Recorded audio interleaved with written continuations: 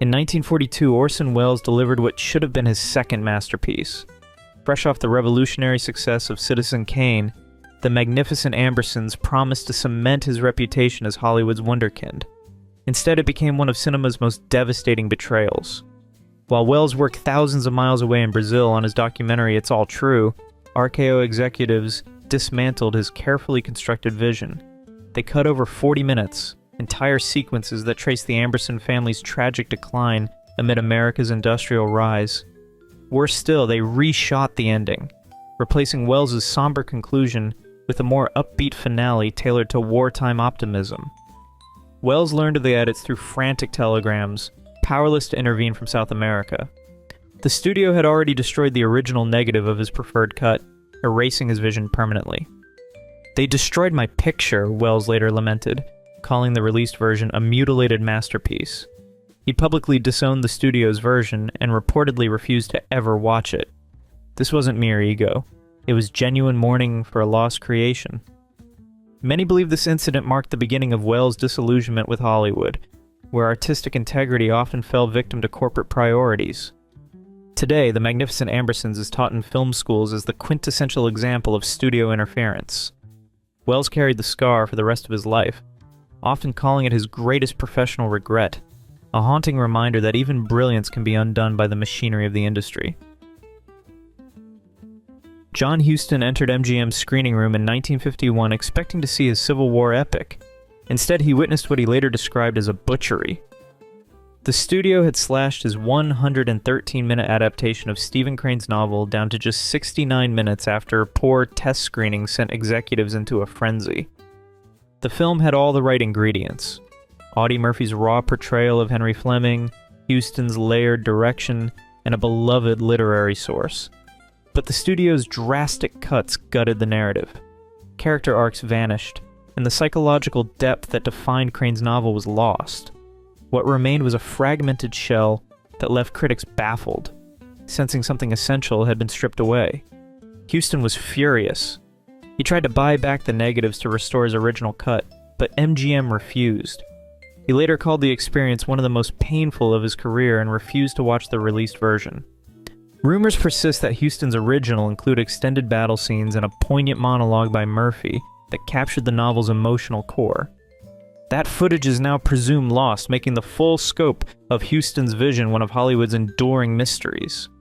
The Red Badge of Courage became a cautionary tale, not just about war, but about the battle between art and commerce. Alfred Hitchcock's first American film, Rebecca, won Best Picture at the 1941 Academy Awards. Yet the director himself felt little pride in the achievement. The conflict began early. Producer David O. Selznick demanded strict adherence to Daphne du Maurier's novel, while Hitchcock wanted to inject his signature psychological flair. Selznick micromanaged the production, issuing exhaustive memos on everything from dialogue to wardrobe. Hitchcock found himself creatively stifled. Selznick overruled his instincts, enforced rewrites, and insisted on a faithful ending. "It wasn't my picture," Hitchcock later told Francois Truffaut. "The whole thing was David's conception." Though critics praised the film's atmosphere, Hitchcock saw only missed opportunities. He rarely spoke of Rebecca with pride, instead using it as an example of how creative control could be wrested away. The experience shaped his future approach. He would never again allow a producer to dominate his vision so completely. George Cukor's 1954 masterpiece A Star is Born remains one of Hollywood's most heartbreaking examples of studio interference undermining a director's vision. The musical drama starring Judy Garland in what many consider her finest performance premiered at approximately 181 minutes, a sweeping epic that showcased Garland's emotional depth and James Mason's poignant portrayal of a fading star. But Warner Brothers had other ideas. Within weeks, executives cut nearly 30 minutes from Cukor's carefully constructed narrative. Key musical numbers and dramatic scenes, integral to Norman Main's tragic descent, were removed. The final theatrical release at 154 minutes felt like a hollowed-out version of the original. Cukor was devastated. Known for his meticulous character work, he watched helplessly as the studio dismantled the film's emotional core. Garland, who had poured her personal struggles into Vicki Lester's arc, felt equally betrayed. Her most vulnerable moments were left on the cutting room floor. For decades, those lost scenes became the stuff of legend. Cukor reportedly kept private notes detailing every cut, perhaps hoping for a future restoration. In a bittersweet twist, restoration efforts began the same year he died, January 1983. Some film historians believe this experience shaped Cukor's later wariness toward major studios, having learned firsthand how easily art could be sacrificed for runtime. October 15, 1940 marked the New York premiere of a film its creator would spend decades questioning. Charlie Chaplin's The Great Dictator stormed theaters by October 31st as a blistering anti-fascist satire, earning critical acclaim and box office success, while Hitler's war machine advanced across Europe. Yet behind the accolades lay an artist's growing discomfort. The film's final 6-minute speech, where Chaplin breaks character to deliver a heartfelt plea for humanity, became its most iconic moment. Audiences wept, critics applauded, and the Academy took notice. But Chaplin later expressed regret, feeling the monologue was too overt, a departure from satire's subtle power to critique through humor. This artistic unease had real-world consequences. The film's bold political stance, combined with Chaplin's refusal to become a U.S. citizen and his personal controversies, made him a target during the Red Scare. FBI scrutiny intensified, and by 1952 Chaplin was effectively exiled from the country that had made him a star. The irony is stark. His most commercially successful film became a creative burden, marking what he saw as the end of his artistic peak and the beginning of his political unraveling. John Ford's 1939 classic Stagecoach redefined the Western, launching John Wayne's career and establishing Monument Valley as the genre's visual hallmark. The film earned Ford an Academy Award nomination and solidified his status as a master of the form, but in later years Ford's pride turned to regret, not over the film's craftsmanship, but its portrayal of Native Americans. The depiction of indigenous people as nameless threats to white settlers became a source of deep discomfort for the director. Ford acknowledged in interviews that the portrayal was unjust and failed to reflect the complexities of frontier life. This growing awareness led him to create Cheyenne Autumn in 1964, a film told from the Native American perspective. He called it his apology, though critics debated its effectiveness. Some believe Ford's shift reflected not just changing social attitudes but personal guilt. Stagecoach's influence had helped cement harmful stereotypes that echoed through decades of westerns. Despite his later efforts, Ford remained tethered to a legacy he came to question. William Wyler faced a creative reckoning in 1961 when he revisited Lillian Hellman's controversial play The Children's Hour.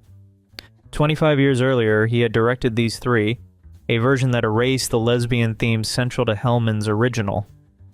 Now, with the production code weakening, Wyler hoped to finally tell the story as intended. But cultural taboos still loomed large. Though the Hays Code had begun to lose its grip, lingering restrictions meant key scenes remained diluted. Studios feared backlash over honest depictions of same-sex relationships, and Wyler's vision was again compromised. Audrey Hepburn and Shirley MacLaine, cast as the teachers whose lives are destroyed by a malicious lie about their relationship, witnessed the struggle firsthand. MacLaine later voiced disappointment that the film lacked emotional courage. Some believe Hepburn shared similar frustrations. Wyler's regret became clear in later interviews. He called the film timid, and admitted it failed to confront the subject's gravity. Known for tackling difficult material in films like The Best Years of Our Lives, Wyler felt he had betrayed both Hellman's vision and his own standards. The Children's Hour remains a poignant example of what couldn't be said on screen in 1961, a muted story that left its creator questioning what might have been. On April 6, 1959, Vincente Minnelli accepted the Best Director Oscar for Gigi, a film that swept 9 Academy Awards. Yet behind the accolades lay a quiet discontent. Minnelli had hoped to preserve the provocative edge of Colette's novella, which explored themes of social hypocrisy and transactional relationships. But MGM, wary of censorship and eager for a family-friendly hit, sanitized the story into a glossy musical.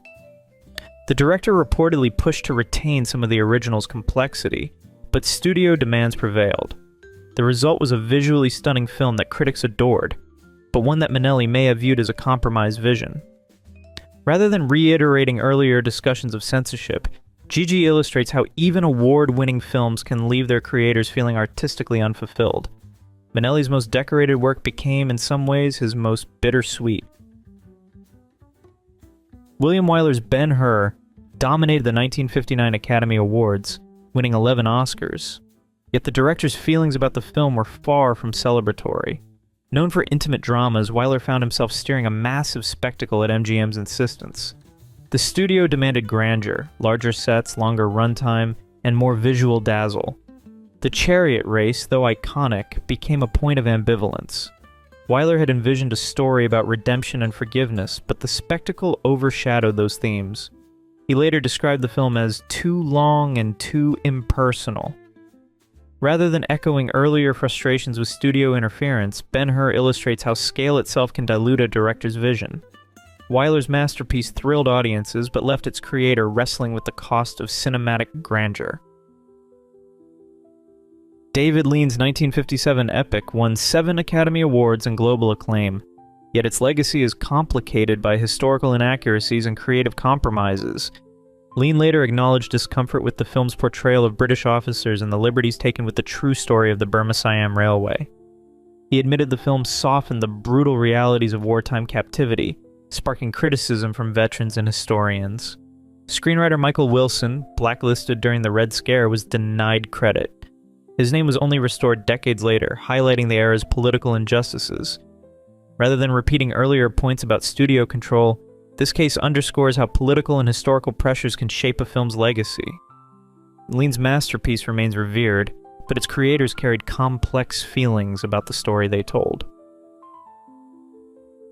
The glittering success of Breakfast at Tiffany's in 1961 masked deeper creative regrets. While audiences adored Audrey Hepburn's portrayal of Holly Golightly, and the film won 2 Academy Awards, both author Truman Capote and director Blake Edwards harbored lingering dissatisfaction. Capote had envisioned Marilyn Monroe as Holly, a character with grit and sensuality.